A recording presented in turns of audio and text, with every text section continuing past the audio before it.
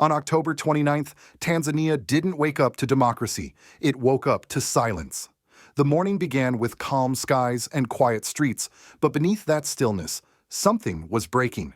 Across the nation, polling stations opened, soldiers lined the roads, and whispers spread faster than the sunrise. The ballots were already marked. Then the silence cracked. Gunfire echoed through Mwanza. Smoke rose over Mara.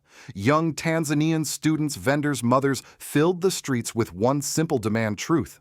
They weren't holding guns, only placards and faith. But the state's response was thunder and fire. By mid-morning, the internet vanished. Phones went dead. Screens froze. Tanzania, once called the calm heart of East Africa, had gone dark. Inside the blackout, soldiers patrolled neighborhoods, journalists were warned to stay silent, and state television aired football highlights as if nothing was burning. The government called it peaceful voting. But if you listen closely, you can still hear the tear gas canisters and the cries that followed. Across the border in Kenya, the world watched hashtags flicker before disappearing. Samia Suluhu must go. Free Tanzania. They trended for only minutes before the silence swallowed them too. This is the story Tanzanian media will not show you. It's the story of a generation betrayed, a democracy unplugged, and a nation forced to choose between obedience and truth. And tonight we ask, when a government turns off the internet, what else is it trying to hide? When truth is silenced, who speaks for the people? Stay with us, because this is more than an election. This is about the right to be seen, the right to speak, and the right to remain free. If you believe that Africa deserves to tell its own story, share this video. Subscribe if you believe that truth should never go dark. The morning of October 29, 2025 was supposed to mark a new chapter in Tanzania's democracy. But by sunrise, it was clear this was not an election. It was a performance. In the northern city of Mwanza, where the first polling stations opened, tension hung in the air. Rumors spread like wildfire. A lorry carrying pre-marked ballots had been spotted moving toward a CCM stronghold. Young men surrounded it, demanding to inspect the cargo. What they found confirmed their worst fears: stacks of ballot papers already stamped in favor of the ruling party. The discovery ignited the streets. Phones came up. Videos went live. Within minutes, crowds gathered chanting, "No more lies, no more stolen votes." What began as a protest turned into an uprising. Tear gas filled the sky. Soldiers fired into the air, and sometimes not just into the air. By midday, the Bunda district in Mara region was burning. Protesters stormed Bali Primary School, one of the largest polling centers in the area. Electoral officials fled on foot, abandoning ballot boxes as police trucks roared in. Moments later, flames engulfed the courtyard of Finance Minister Miguel Chambo's residence, a symbolic strike against the economic elite and the ruling party's patronage network. To the south, in Dar es Salaam University, students poured into the streets. "We voted for change, not chains," one young woman shouted before disappearing into a cloud of tear gas. Her image, captured on a shaky phone camera, would circulate online for less than an hour before the blackout hit. At the Sarari border with Kenya, hundreds clashed with police after authorities blocked opposition members from crossing. The air was thick with tension and tear gas. Witnesses said even the gravesite of Chadema's founding father, a sacred place for the opposition, became a battleground. Party loyalists gathered there, refusing to disperse despite heavy military patrols.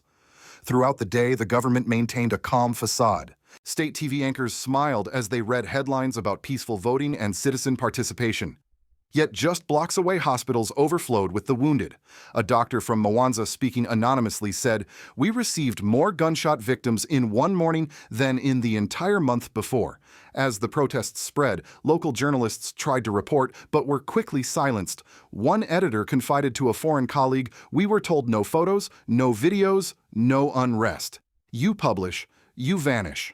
Meanwhile, in the background of chaos, the opposition's fate was sealed. Tundu Lissu, Chadema's leader and one of Tanzania's most prominent reformists, remained imprisoned under charges of treason. His party had already been disqualified on a technicality weeks earlier.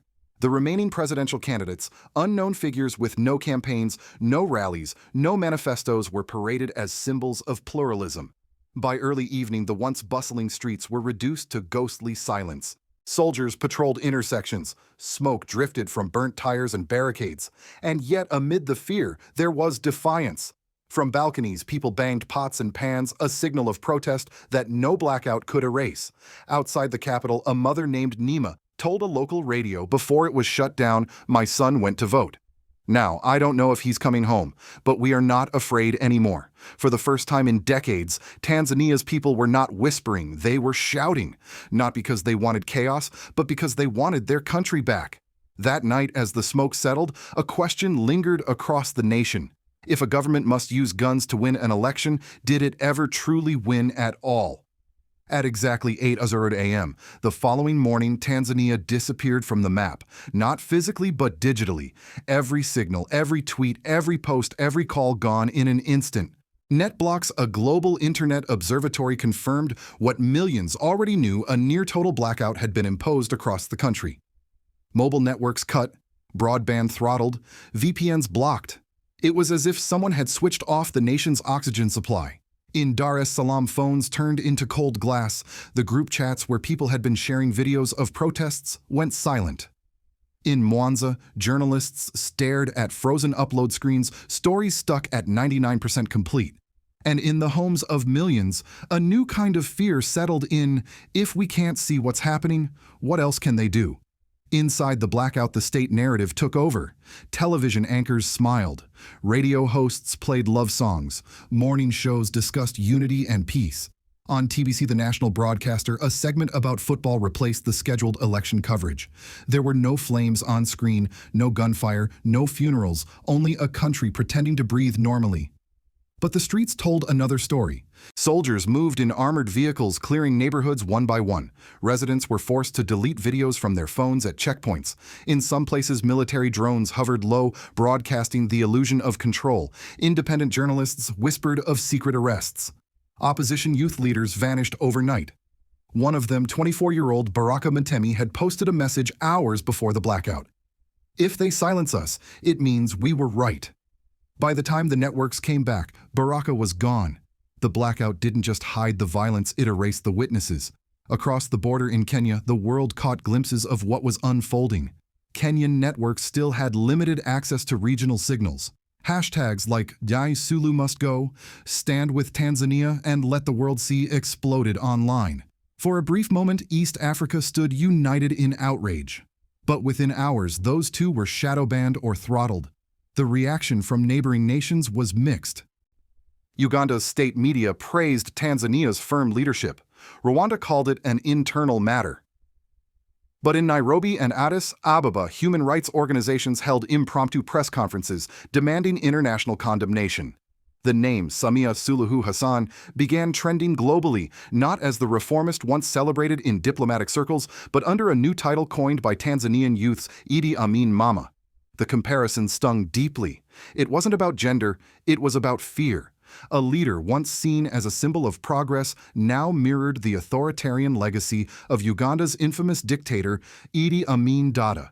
Meanwhile, on international news outlets, silence reigned. CNN, BBC, and Al Jazeera gave brief 20-second summaries.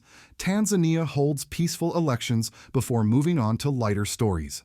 Only small African outlets dared to call it what it was: a digital coup. By noon, some satellite footage began to leak, smoke columns rising from urban centers, long lines of troops marching through empty streets, women crying beside fallen bodies. Still, no official death toll was released. When foreign correspondents tried to enter the country, they were turned away at the airport. No press accreditation available, authorities said. For the people inside, that meant one thing: no witnesses allowed. But even darkness has cracks. At night, from rooftops and alleys, citizens began to shine flashlights into the sky, a quiet protest visible from miles away. A message whispered through the silence: "We are still here." In one viral clip later recovered, a man's trembling voice was heard saying, "They took our internet, but not our eyes. They took our voices, but not our will." By the third day, the blackout had achieved what bullets couldn't. It erased Tanzania from the global conversation. But for those who lived through it, it also ignited something irreversible, a collective realization that freedom once silenced does not die, it waits. When the internet finally flickered back on after nearly 36 hours, Tanzania was no longer the same country.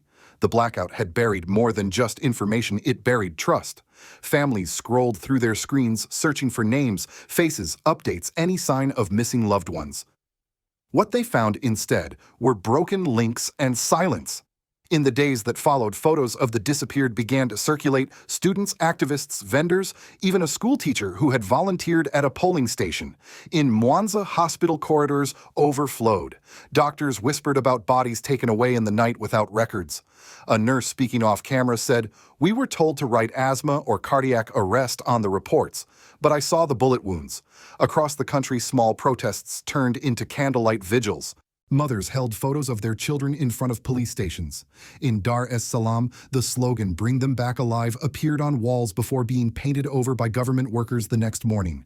The silence of the state was deafening. No casualty numbers, no investigations. The government called the unrest foreign-sponsored agitation. But Tanzanians knew better.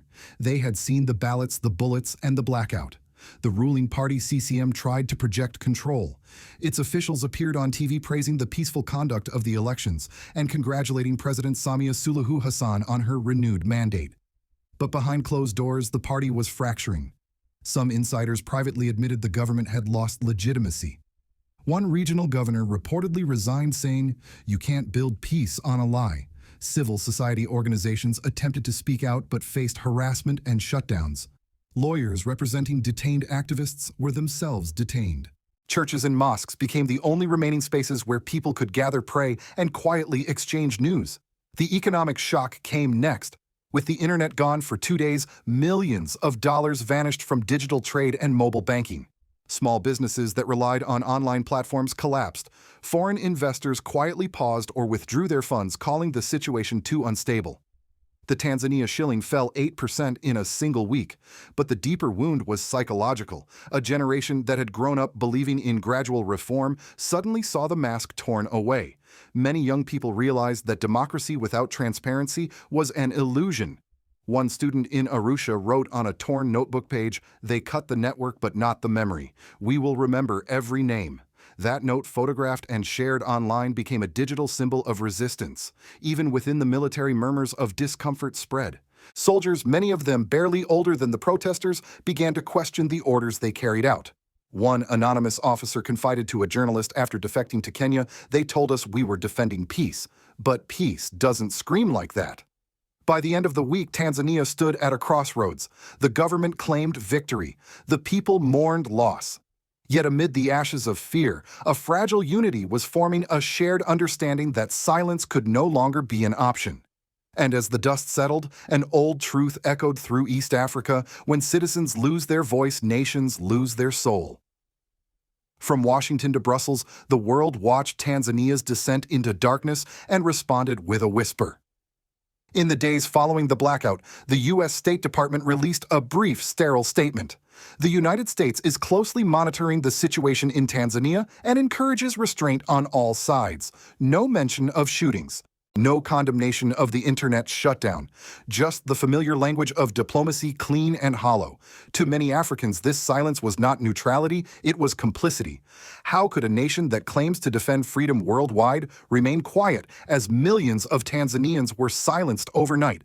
Analysts in Washington explained that Tanzania, a strategic ally in East Africa, hosts key U.S. military and intelligence operations for counterterrorism in the Indian Ocean corridor. Democracy, one former diplomat admitted, is always negotiable when security is on the line. In European capitals, the tone was the same: soft concern, no action. The European Union called for dialogue while continuing to fund programs tied to the ruling party. Even the African Union, an institution born from the dream of continental unity, avoided confrontation. Its brief statement praised the peaceful environment of the elections, echoing the very propaganda the Tanzanian government had fed its own citizens. Yet outside official channels, the reaction was different. Independent journalists, African diaspora networks, and human rights groups exploded online. The blackout had failed to silence the entire continent. From Nairobi to Dakar, hashtags demanding accountability trended for days. Stand with Tanzania, Yanar digital coup hort, let Africa speak. In Burkina Faso, youth organizations drew parallels with their own struggle for sovereignty. A commentator on local TV remarked, "When our people rose up, the world called it instability. But when Western-backed regimes silence their people, they call it order." That quote traveled across African networks shared millions of times. It struck a chord especially among those who had admired President Ibrahim Traore, the young Burkina leader, who had become a symbol of African resilience. In Ouagadougou, one banner carried by students read, "If Traore can defend his people's voice, why can't Tanzania?" The comparison revealed a growing divide in global narratives. While the West continued to define stability through elections, Africans were beginning to redefine it through sovereignty and accountability. Meanwhile, in the United States, a few lawmakers began to ask questions. Senator Cory Booker called for an inquiry into U.S. aid tied to governments accused of digital repression. Editorials in The Washington Post and The Intercept questioned whether America's partnerships in Africa were truly about democracy or control. One headline captured the hypocrisy bluntly. The U.S. funds democracy programs abroad, then looks away when those democracies collapse. And as Tanzanians slowly reconnected to the world, the sense of betrayal deepened. They realized the world had seen the smoke, the gunfire, the fear, and moved on. But in that realization lay a lesson for all of Africa. True freedom will never be given by those who benefit from your silence. It must be built by those who refuse to be silenced. As the dust settles over Tanzania, the question that haunts the nation is no longer who won the election, but what was lost along the way. The answer lies not only in broken streets and silent phones, but in something deeper, the fracture of faith. Faith in institutions, in democracy, in the promise that truth can still survive power. When a government cuts the internet, it does not just control information, it controls memory. And without memory, a people begin to disappear. For the youth who marched barefoot through tear gas, the struggle was never about ballots, it was about being heard. For the mothers who waited at police stations for their missing sons, it was about being seen. And for the world that looked away, it was a reminder of how easily silence can become an accomplice. But amid the darkness, something powerful has begun to awaken. From Tanzania to Niger, from Kenya to Burkina Faso, a new generation of Africans is beginning to question everything foreign aid-imposed systems, even the meaning of democracy itself. They are not asking for chaos, they are demanding dignity. In the heart of the Sahel, President Ibrahim Traore once said, "When a people reclaim their voice, no empire can silence them again." Those words echo far beyond Burkina Faso now. They belong to every young Tanzanian who refused to kneel, every journalist who hid their camera instead of surrendering it, every citizen who still believes that the truth, no matter how fragile, is worth protecting. Because what happened in Tanzania is not just an African story, it's a human story, a warning. If silence becomes acceptable there, it will become acceptable anywhere. So tonight, as you watch from across the ocean, ask yourself, if democracy can vanish with the flip of a switch, what does freedom really mean in the 21st century? And if we, the witnesses, remain quiet, are we any different from those who pulled the plug? Stand with Tanzania. Stand with truth. Share this story if you believe that no government should ever have the power to erase its people's voice. Comment below. Do you think leaders like President Ibrahim Traore can inspire a new African generation to protect freedom where the world has failed because the fight for sovereignty, for dignity, and for truth has only just begun?